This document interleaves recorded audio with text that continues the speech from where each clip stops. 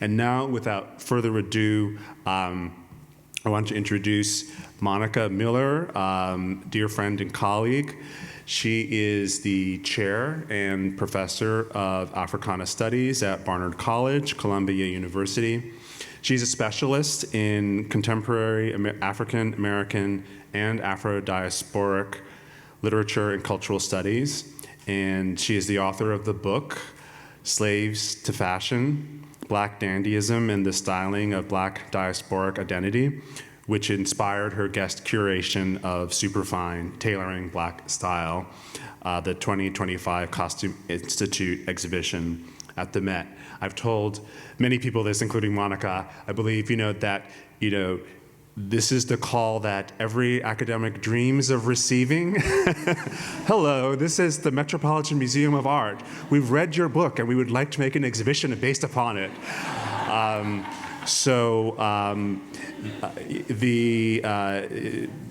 going to hear much more about what became, and I also will say that that exhibition is still on view until the end of October. So if you have not, for any reason, had a chance to see Superfine, what have you been doing? But also, you have another opportunity. If you have had a chance to see it, it really repays a return visit. There's so much in there in both history and contemporary, which are really the worlds that Monica's work brings together. So without further ado, please join me in welcoming to the stage Monica Miller.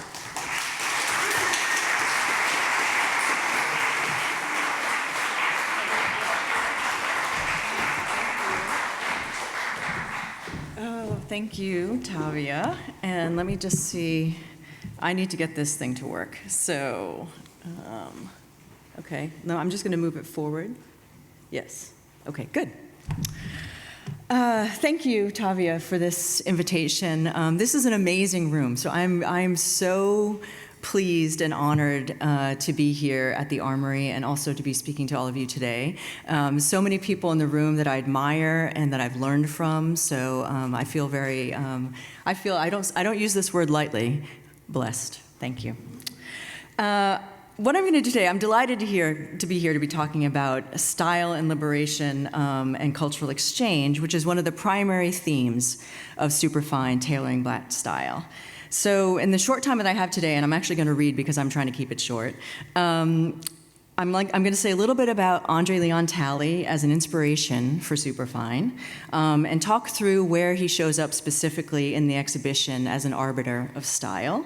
And perhaps in the discussion afterwards, we can talk a little bit more about his importance for any conversation about the possibilities and limits for the liberatory qualities of style, fashion, and dress, which we began in the phenomenal panel discussion that just happened, as well as what lessons Andre may have had for me and the curatorial team on the exhibition. And I just want to point out that Kai Toussaint Marcel, who was on the curatorial team, is here today, as well as Tracy Yoshimura, who was part of the Costume Institute, who was very important. So thank you. Very much. Okay, let's begin. Okay. André Leon Talley ends the introduction to his 2020 memoir, The Chiffon Trenches, with this advice. The power in knowledge cannot be understated. Whenever people ask me for advice, I tell them two things. Never give up on your dreams and do your homework. Homework can mean a lot of things, but do your homework in life. Style will get you up the steps and into the revolving door. Substance and knowledge will allow you to access new horizons. My depth of knowledge is the #1 skill that I possess and has carried me throughout my career to this day. Rivers deep, mountains high. When André Leon Talley says that homework can mean many things, I'd like to think that his exhortation here also includes not only study, but Black study. And more specifically, a study that I've mentioned many times over the course of the last few months, quote, the study above all else of dressing elegantly and fashionably, which is the Oxford English Dictionary's definition of dandyism. As many of you know, Superfine is a 300-year study of Black style and dress through the lens of dandyism. The show is built around the idea of study, contemplation, analysis, and reading the way in which Black people use clothing and dress as tools of resistance, resilience, and repertoire. As many people have mentioned, nearly 16 years ago, the years are coming faster and faster, I published Slaves to Fashion, Black Dandyism, the Styling of Black Diasporic Identity, which traces the evolution of Black dandyism from its emergence in 18th century England to its contemporary incarnations in the art and fashion worlds of Paris, London, and New York. Superfine is a translation of my book from text and image to garments and objects, and expands my research well beyond what I covered in the book. In addition to historical and contemporary garments, the exhibition also features prints, photographs, decorative arts, and film, allowing for a longue durée presentation of Black sartorial history, as few extant garments worn or made by Black people, in particular the enslaved, survive from the 18th and 19th centuries. The exhibition is organized into 12 sections, a structure inspired by the writer Zora Neale Hurston's 1934 essay, The Characteristics of Negro Expression, which attempts to define Black expressive culture, focusing on categories like drama, the will to adorn, asymmetry, and angularity. Superfine doesn't exactly use Hurston's categories, as they're a bit quirky the further you go down the list. Those ones I've mentioned are fine. But instead presents others that define but are not definitive of Black dandyism, inserting clothing and dress into this lexicon. Superfine also celebrates Black designers and a very few singularly important wearers like André and Prince, who hail from the US and Europe, many of whom have also heritage in the Caribbean and Africa. These designers often use the history of Black representation and their own heritages in their design practice. Many of them do scholarly research into the histories of Black people in the diaspora as part of their work, and this is what André was mentioning, right, in terms of Black Fashion Fair.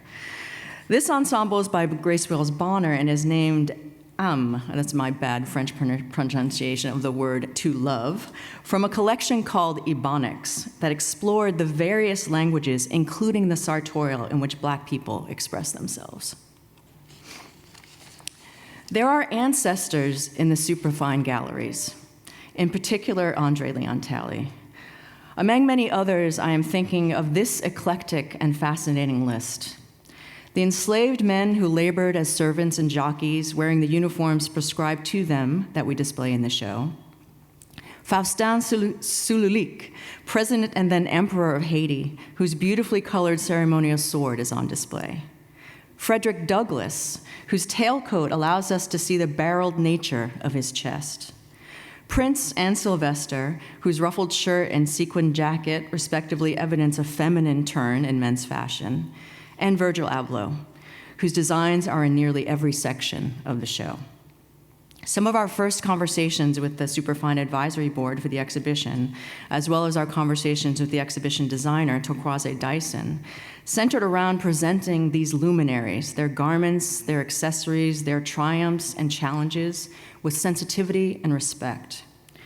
Turquoise designed structures to reinforce notions of containment and transcendence that are at the heart of the exhibition's narrative. She also designed a space that more generally holds Black people and their histories tenderly, and at other times presents it more confrontationally, across the expansiveness of time and space. In addition, Tanda Francis, who designed the bespoke mannequins for the exhibition, modeled the face on the likeness of another ancestor, André Matsois, one of the first sapeurs active in early 20th century Congo, who after study in Paris returned to Africa with a post-colonial philosophy that he and others began to express aesthetically. His face is rendered as a mask, a gesture designed to indicate both closeness and distance between Africa and its diaspora. She also designed a mannequin inspired by her award-winning sculpture here, which is up there, called Rocket Black, with profile panels that recall the open pages of a book and indicating the importance of storytelling and study or knowingness to Black cultures. As an inspiration for this exhibition, André Leon Talley began his career, as somebody's already noted, his career in fashion and his association with the Costume Institute in 1974 as a volunteer for Diana Vreeland. Through his later career with Vogue, he had a long and intimate connection with the CI Costume Institute and the Met, including delivering inspired commentary from the Met Gala red carpet that took advantage of the fact that he had, in fact, done his homework. Superfine celebrates André's singularity as a scholar of fashion and OG style icon. In the exhibition, we place him in a long lineage of anonymous and notable people who negotiate the contest between being fashioned and fashioning the self. André is quoted at the beginning of the presence section of Superfine, and this is the quotation. He says of Diana Vreeland, "She must have loved the idea of my presence. The combination of my looks, tall and honey-colored, my impeccable manners and grooming, my blossoming unorthodox style, plus my master's degree." Here, he cheekily trumpets and laments his appeal to Mrs. Vreeland, his earned belonging in and yet estrangement from the world of fashion. Inspiration and motivation, vessel for content and theory, his garments and accessories appear throughout the exhibition, exhibiting his distinction, his relationship to respectability and heritage, as well as his thoroughgoing cosmopolitanism. And those are the 4 sections that I'm going to talk about in the show.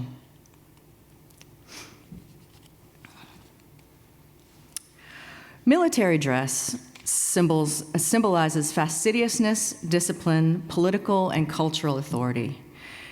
The section on distinction explores the ways in which men embody this dress, infusing received meanings and silhouettes with new radical significance. Black self-determination and signification is our subject here, as depictions of men like Haitian revolutionary Toussaint Louverture, and later, Haitian presidents and emperors remix and revise European codes of command as they center image-making associated with these self-emancipators.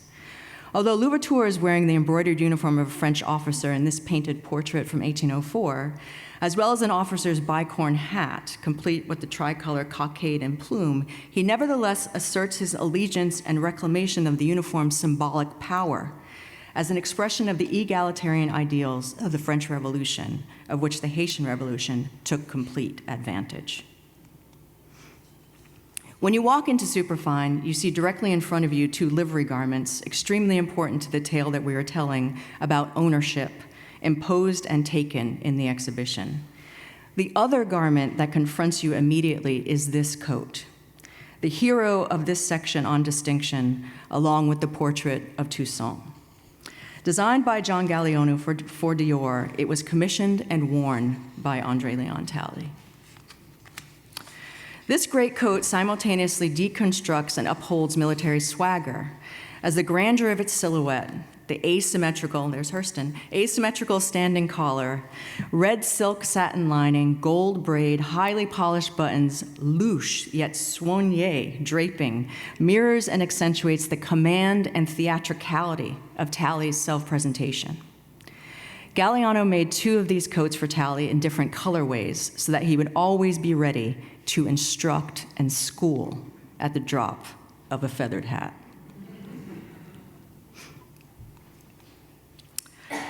Black political and cultural leaders have long understood dress and grooming as tools of power, distinction, and respectability. The respectability section examines the sartorial styling of men who were dressed in bespoke, tailored garments in the assertion that they would be, quote, treated as they were dressed, as scholar and activist W.E.B. Du Bois wrote in one of his novels in the 1920s. Wearing a bespoke suit served to mark a particular form of arrival. Creating one could have similar connotations. The art of tailoring has a long history in Black communities, dating back to the time of enslavement. The short, long history of African diasporic tailoring extends from plantation tailoring to home sewers, to independent shops, to fashion design, to Dapper Dan. There are seamstresses and tailoring shops in many Black communities. They function like barber shops and hair salons as spaces of community and care, spaces in which, as Stuart Hall notes, The body is worked on as a canvas of representation. For public political figures like Frederick Douglass, whose clothing and accessories are pictured here, tailoring was key to their ability to communicate respectability. This was true for those who engaged in politics, those who labor in boardrooms and courtrooms, or even those in, you know what I'm going to say, the chiffon trenches. Douglass's tailcoat and top were necessary to his ability to enter spaces where he could argue for the abolition of slavery and black civil and political rights. However, the monogram shirt and sunglasses seen here, and the sunglasses are a little small on the screen, might have been items that declared his own more personal sense of self-possession and style outside of respectability politics. In 1910, W.E.B. Du Bois moved from Atlanta to Harlem to become the director of publicity and research for the NAACP. He was one of the best educated and best dressed men in the early 20th century.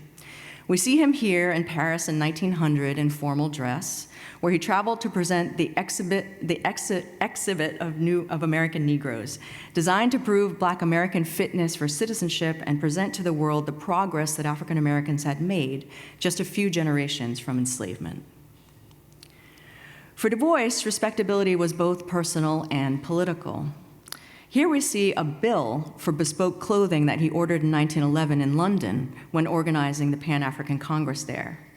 We also include here a 1925 letter to Brooks Brothers in which he considers ordering 2 new suits and a laundry receipt from 1933.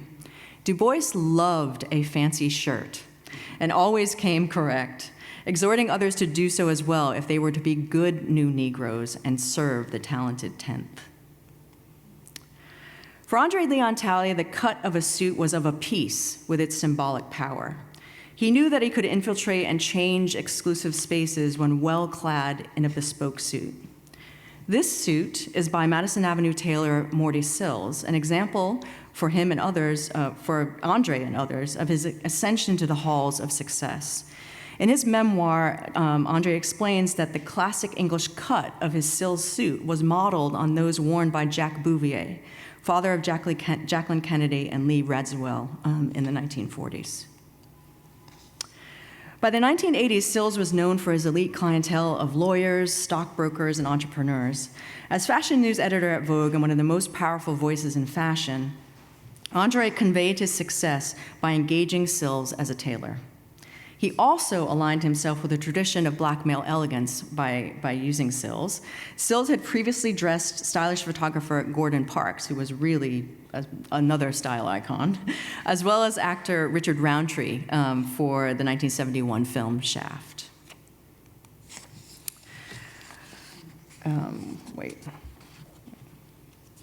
Missing a page, but I got it, okay. Talley later recalled an image of himself walking down Fifth Avenue in this suit as my favorite photograph of myself, adding, "I was a devoted dandy." Fashion can bridge gaps in African diasporic history as clothing and dress are able to relay personal stories and explore familial histories essential to building self-confidence, community, and a sense of belonging. Since the 1960s, people in the African diaspora have worn clothing with African motifs and themes as a point of pride and connection.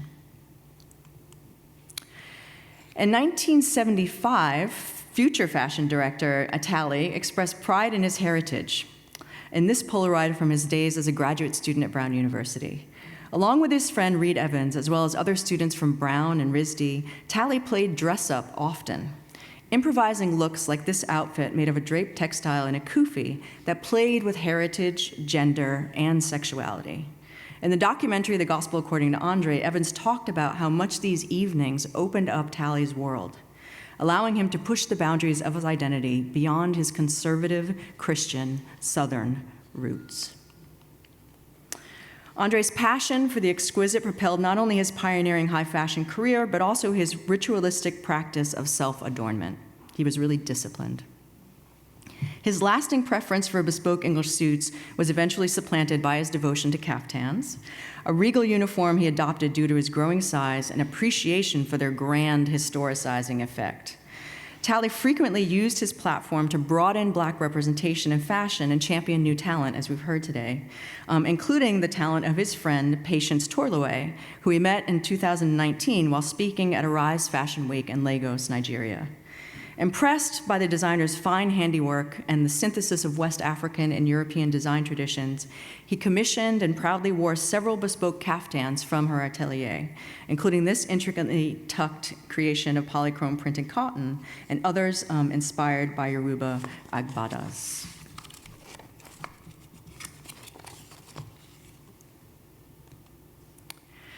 Migration and movement, whether forced or chosen, imagined or actual, has transformational power. Cosmopolitanism focuses on travel, the crossing of borders literally, figuratively, and imaginatively, between and with Africa and its diaspora, as well as between states of being. Breaking down geographic and symbolic boundaries, those practicing dandyism can claim habitation and home across borders and barriers. In their clothing and manner, dandies visualize membership in an interconnected, sophisticated, and cosmopolitan Black diasporic world. Aspiration is a major part of the story of cosmopolitanism in the African diaspora. Paying homage to the successes and stylish dreams of one's own dreams, as well as those of one's ancestors, can be a way to promote worldliness as an indelible part of Black life. Just as clothing can embody hopes and dreams of arrival, owning luxurious accessories that enable travel can also facilitate a sense of achievement. When André Leon Talley walked through the airport, he was proud of how his matched, monogrammed set of Louis Vuitton luggage visualized his success. The purchase of these cases epitomized his journey from a modest home in the American South to the runways of the world's fashion capitals. As a matched set, right, they communicate luxury, distinction, and what I said before, a form of discipline. Oh, wait. Travelers carry dreams in their luggage, and Talley's dreams within the fashion industry did not come without cost. And Jason Cyrus's beautiful and poignant essay about Talley's cases in the Superfine exhibition catalog, he says, "The wear-resistant surface of his Vuitton luggage, simultaneously adorned in the company's luxurious monogrammed leather, can be read as a metaphor for André's own sense of style, a meticulously crafted sartorial expression meant to both edify the wearer and to protect him from hardship."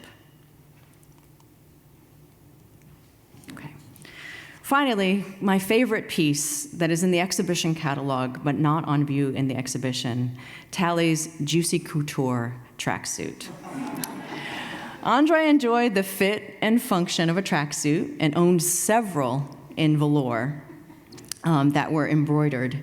They are delightfully embroidered with these phrases: Emperor, Czar, and King of the Universe. Okay? This particular suit, the Emperor suit, is included in the cool section of the Superfine catalog. And I believe that these tracksuits, like André's cases, showcase a really an important part of his personality, of dandyism, and of Black fashion and dress cultures, which is a saucy, irreverent, and signifying wit, right? And not that anybody at the Met put me in charge of retail, they did not. But if there is one item, perhaps, that I would have placed in the Superfine gift shop, it might have been in a velour tracksuit, right, with Superfine on the back. I'm sorry to say, it's been really beautiful to hear people's personal reminiscences of having André as a friend or having met him during this whole experience. And I'm sorry to say that I never personally met André Leon Talley, although such a meeting was always a dream of mine. I started working on this dandyism project when I was a graduate student in 1996.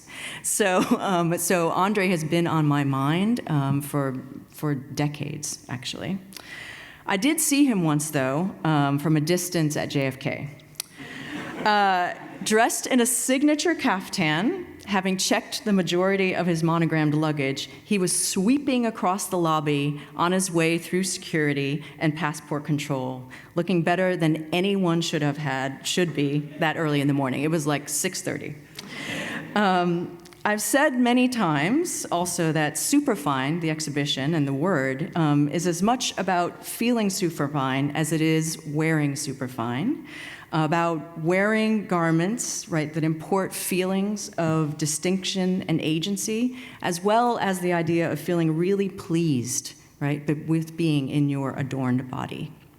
I hope that on that morning, André felt superfine, because he really did look amazing.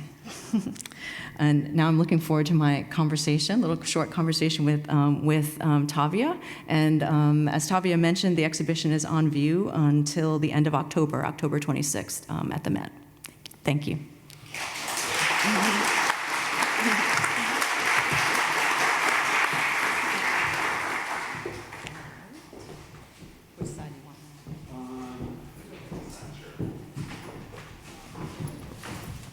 Thank you so much. That's, what an image.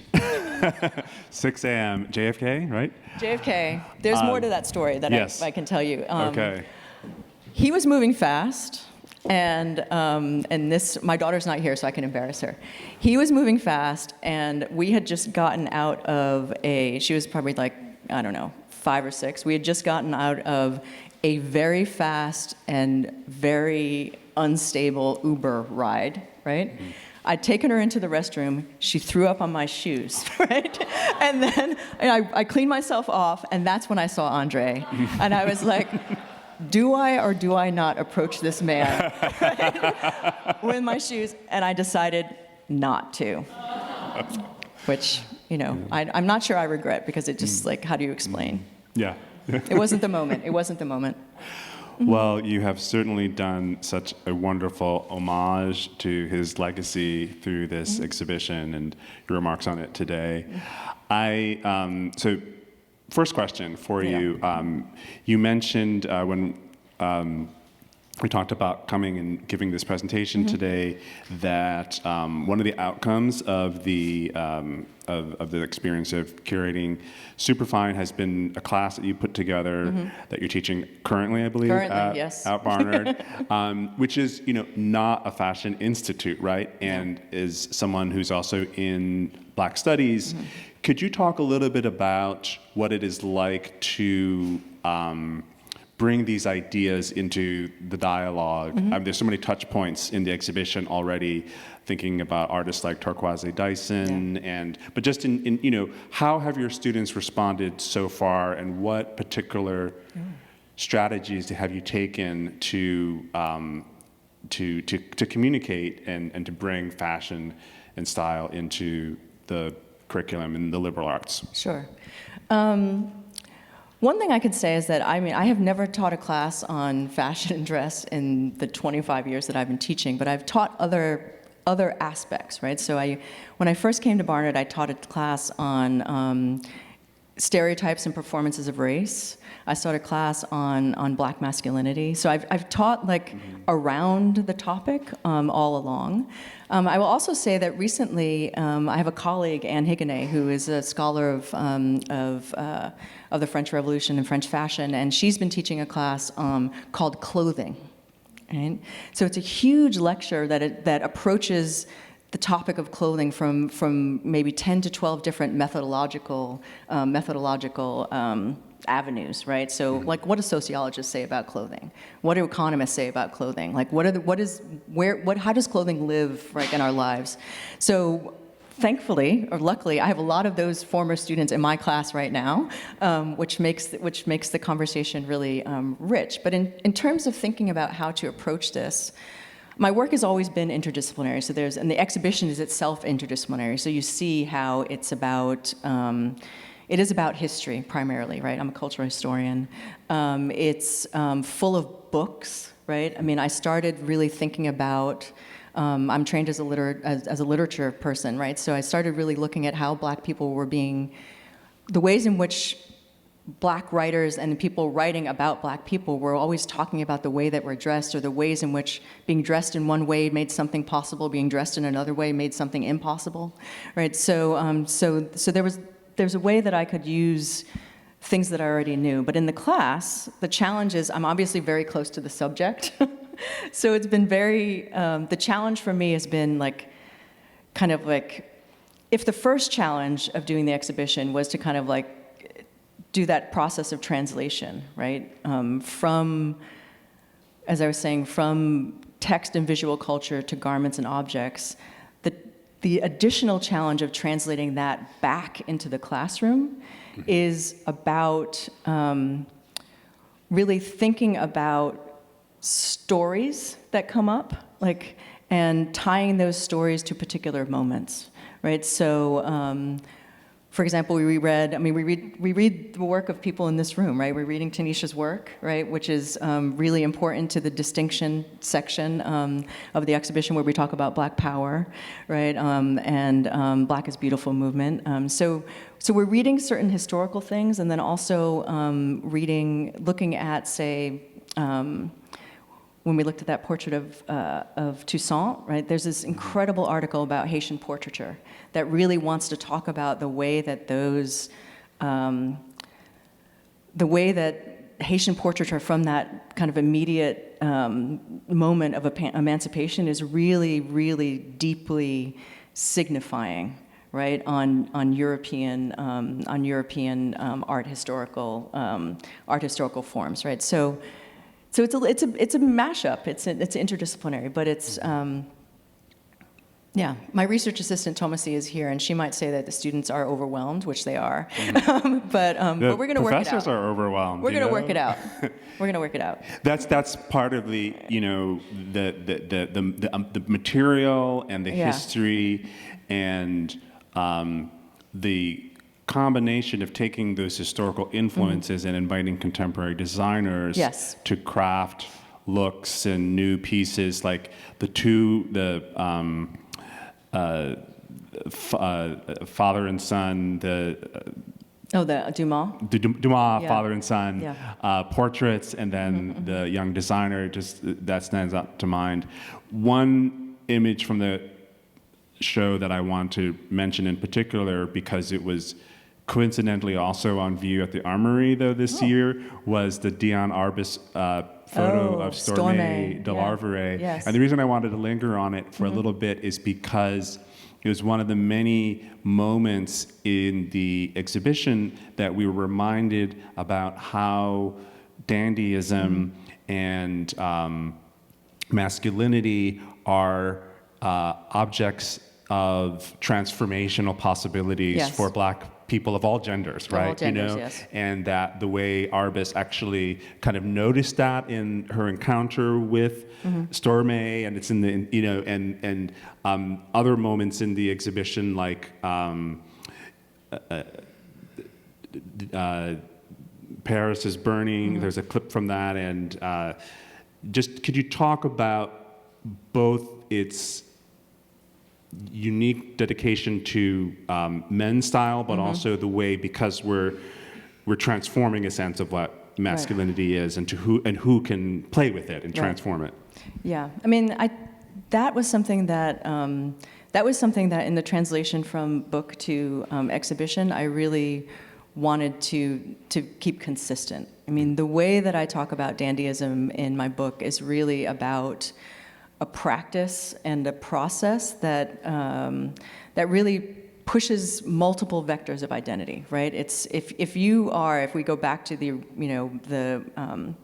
person for whom the word dandy was probably first used in a Western context, right? Beau Brummel, right? I mean, who was a man, right? I mean, if we think about what he's doing, right?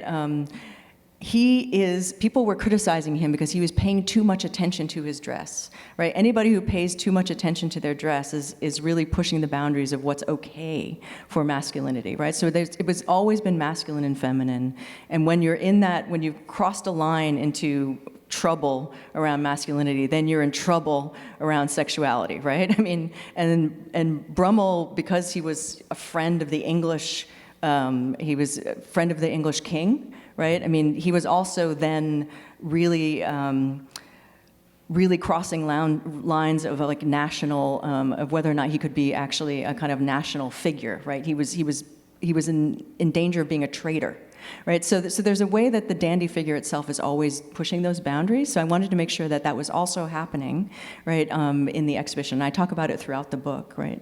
And so for me, dandyism might begin with men, and the exhibition is absolutely focused primarily on men, men's fashion, the suit, and that has to do with the historical record.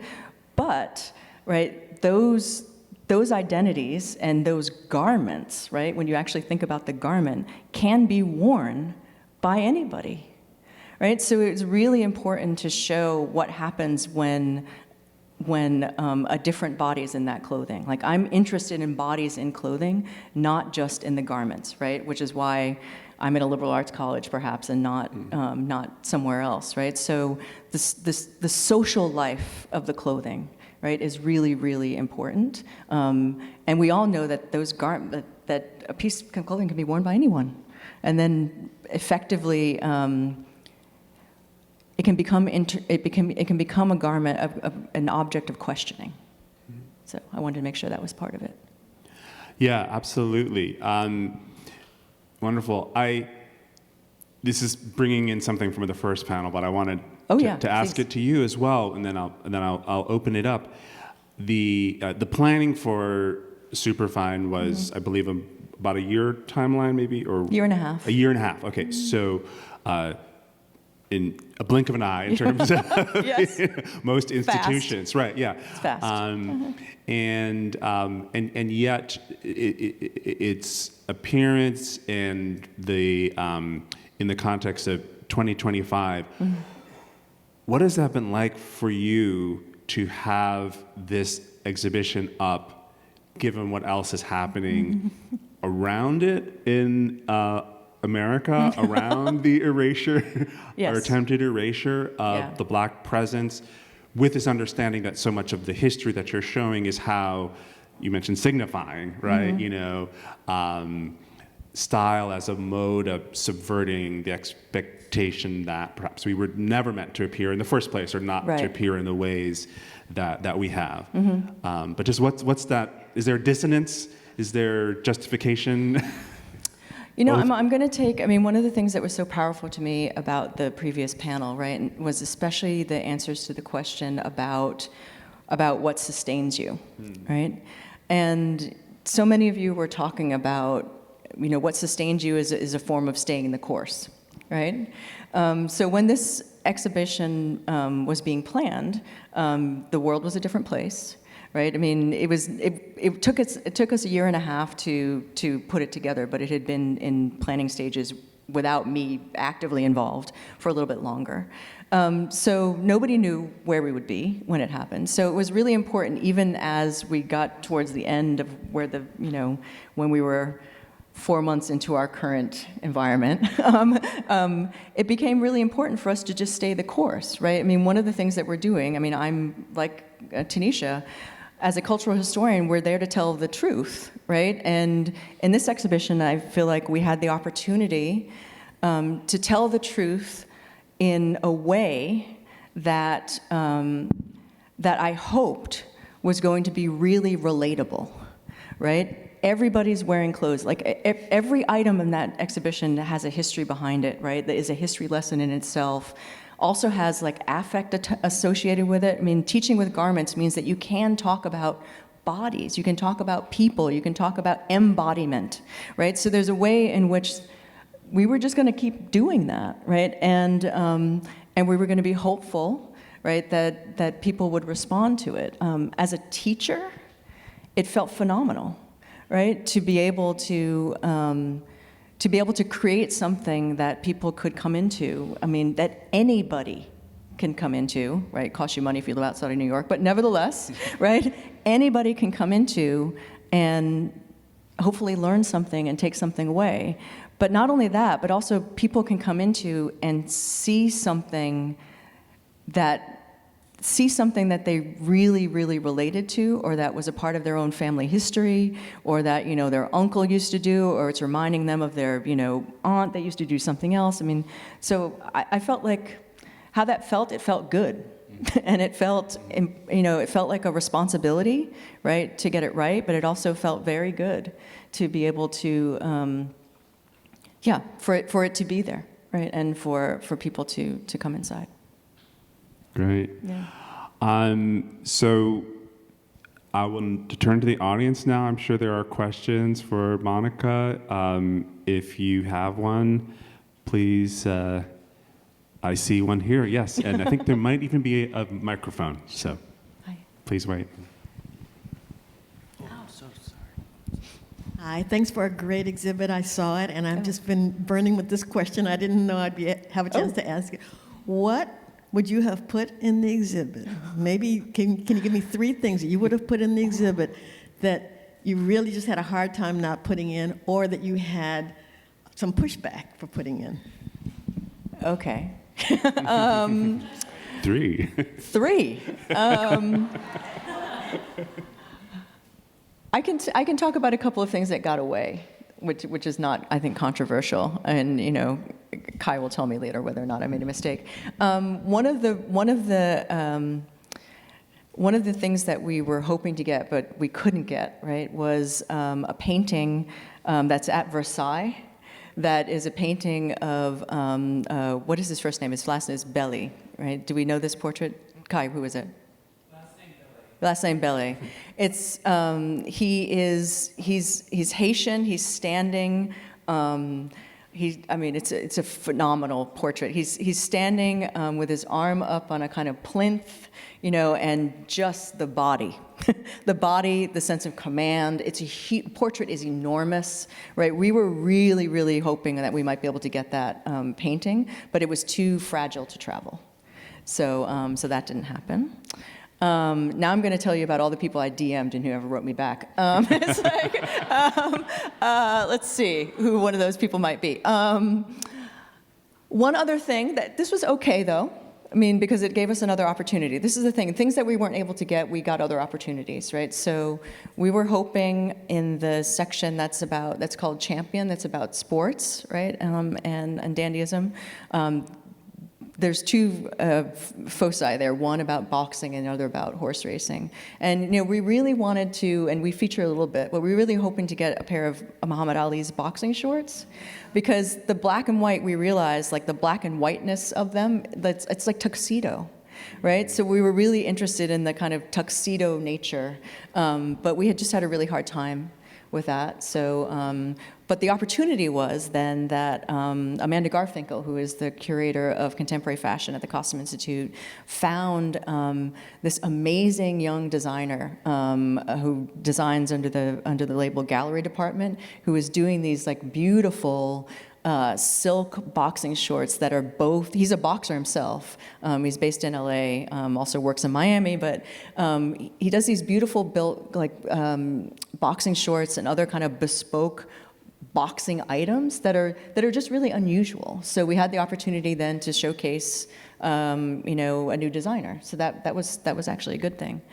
Let's see, one other thing that maybe we didn't find.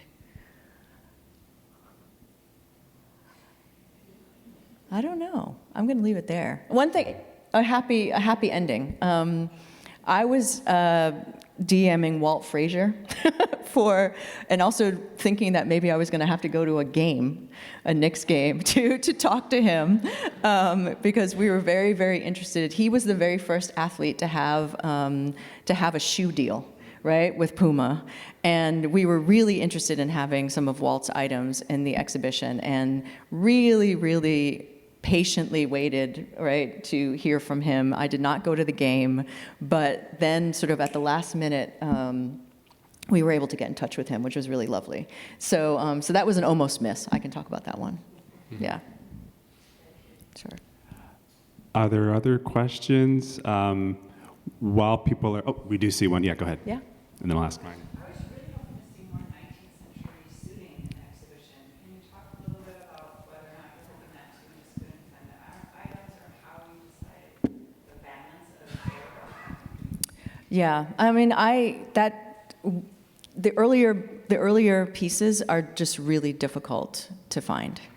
And one of the lessons learned, and this is why, one of the lessons learned for me during this whole process was just how difficult that archive is, right? So people often ask me, like, where did the items come from? And you know, when you're looking for 18th and 19th century garments, you're looking in historical societies. You're looking in, you know, I mean, I can think of, like, we have items from the New Orleans Historical Society, Chicago History Museum, places like that.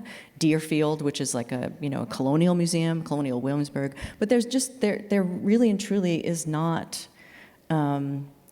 There wasn't a lot that we knew, right, had been worn or made by a person of African descent, right? So we do have 19th century items in the exhibition that many of them are in the Costume Institute collection, right, as sort of reference garments, right? So this is what a coat of superfine wool would look like, you know, did look like, right, in the early in the 19th century. But the actual items are actually really pretty difficult to come by, and yeah, I mean, one of the things I've been thinking about is, you know, how is it that we can make it easier for those objects to be known, right? I mean, you know, there's no database necessarily, right? So I've been thinking a little bit more about that. Yeah. This is maybe a perfect segue to my question then, Okay. which is how this experience has shifted how you want to work as Yeah. scholar, educator, potentially curator. Is this a sort of like a one-off, or is now you feel like I have That may a not be whole up to me, second career? Tavia. Whether it's a one-off may not be up to me. But yeah, it has shifted very much. I realize, and I'd done a little bit of, I was not involved with closely, but I had taught another class in relationship to the Harlem Renaissance show that was also at the Met, and a couple of shows there at the New York Historical Society. So for me, teaching that kind of teaching, like teaching with institutions in the city, is really important for me. It's also important to teach with material objects. I think that really just enlivens the conversation, and we can get to other places, which I think is really really important. So I'm really dedicated to that now. So I mentioned it to some other people, but there's an exhibition opening at the New York Historical Society next week on gay Harlem Renaissance, and I had a little bit of a hand in that, and I'm teaching another class in the spring that's going to be in conjunction with that exhibition as well. So I'm hoping it's also kind of being in the moment, right? So I can try to plan my teaching in relationship to what's happening in the city, right? Which is sometimes often responding to where we are, right, in the moment too. So, yeah. Fantastic. Someone's pointing at someone who is, there you go, There. there's the question. Hi. And you have the mic. Hi. As a Haitian American, it was so beautiful to see the display of Haitian culture, and I wanted to ask, what was the thought process and the logic of like displaying the culture so much throughout the exhibit? Yeah, that's a great question, and it has a funny answer because somebody asked me that the other day too. Someone's like, "How did you get to Haiti? And how did you get to those Haitian, especially the portraits?" And in the last part of my book, I talk a little bit about. I talk about a number of artists, right, who live and work as dandies, or who use dandyism like really as their primary sort of investigative mode. And one of those artists is the artist Ike Ude, who was a consultant on the exhibition, who also has a piece in the show, who's on the front cover of my book. And he did a portrait of himself as Toussaint in drag that I talk about in the book. And it was honestly that portrait, like, when we were thinking about, like, you know, visualizing what we could what are the different moments we could have in the exhibition, we had that portrait and then like did a back formation to the earlier 19th century, like, post-emancipation work, right? So we got to that Haiti moment through this portrait Toussaint in drag. Yeah. Amazing. Any other questions in the room? Oh, yeah, we see in the front. Emil?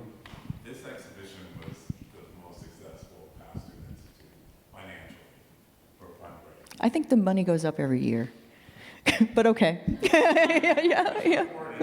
Yes. Yes, you're a journalist. Yes. Uh-huh. So with that, and with the success of the Harlem Renaissance exhibition, Yeah.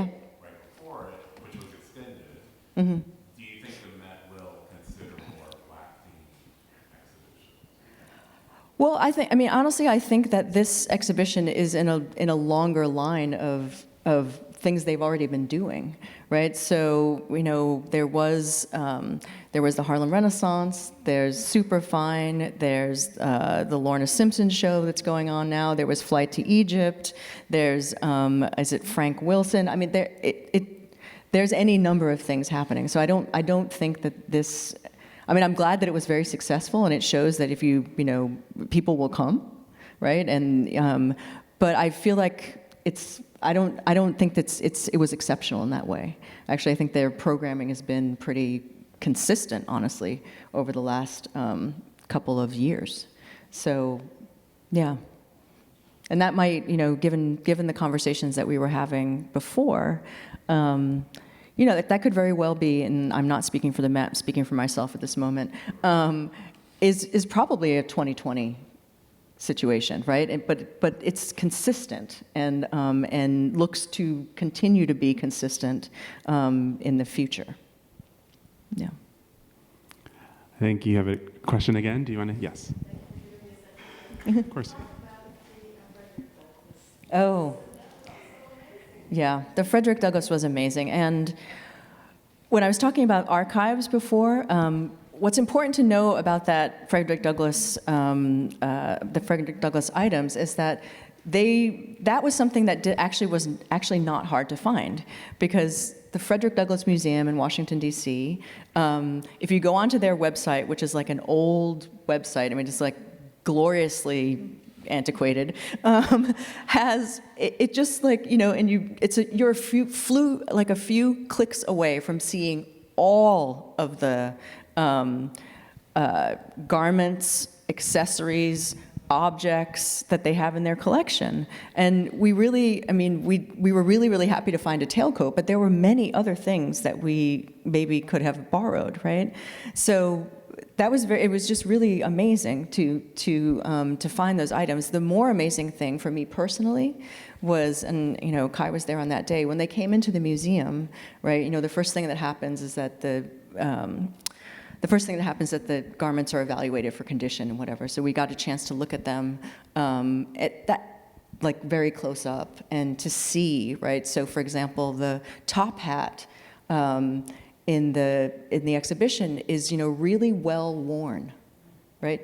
He wore that hat a lot, right? Or, one of my favorite stories from the exhibition is Elizabeth, one of my colleagues at the Costume Institute, who made the mount for the Douglas jacket, she was just so moved by that process, right? Because she was creating something, again, thinking about embodiment, she was creating something that actually mimicked, right, his chest, right? We think about all of the rhetoric, right? We think about all of the speeches, all of the debate, right, coming out of that chest, right? So that's when I say the ancestors are in the room there. They really are, right? And we were very lucky. I felt privileged, and also had a certain responsibility to make sure that those garments, were being put in a context in which, they would be respected, right, and understood, right? So it was just a real privilege. It was a real privilege. Yeah. I think we have time for a final question. Yes. There are so many opera singers, American Black opera singers that were actually, when you asked the question in the previous panel, they were talking about the first Black design exposure. For me, it was Jesse Norman's. And I don't see no one is talking about them, or did you try to get one of those outfits or costumes? No, honestly. I mean, there is a tremendous amount of music, right, in general, in the exhibition, right? So there's a lot of that. I mean, I would think the other thing that I think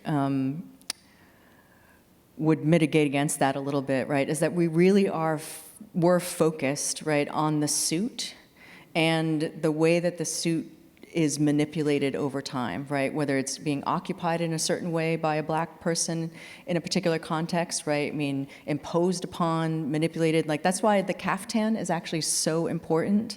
Andre's caftan is so important in this exhibition because it is the moment when he takes on a new suit, right? The caftan for him was often a really it moved between a formal garment and an informal garment, but a lot of them were formal, right? So he got rid of the three-piece suit and then took on the caftan, right?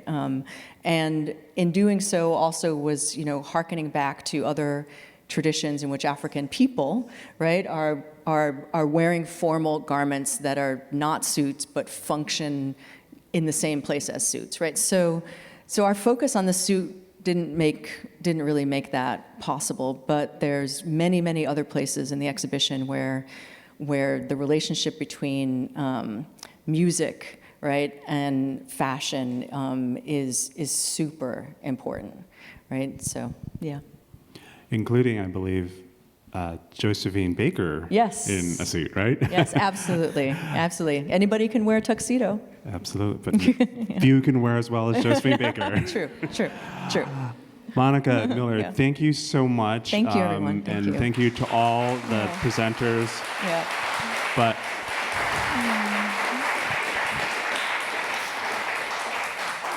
I just want to say, kind of in closing, that my, this presentation and the exhibition has really done something for all of us, but also for the legacy of André Leon Talley by situating him and his presence and his language and his savoir-faire in dialogue with so many people over the centuries, really, so that someone who is very often identified as the only one in the room is no longer seen as the only one, right? He really, you brought him into the company of so many others, from Frederick Douglass to W.E. Du Bois to Josephine Baker and others, so thank you for that. And again, thank you all for being here for Caftan. Thank you.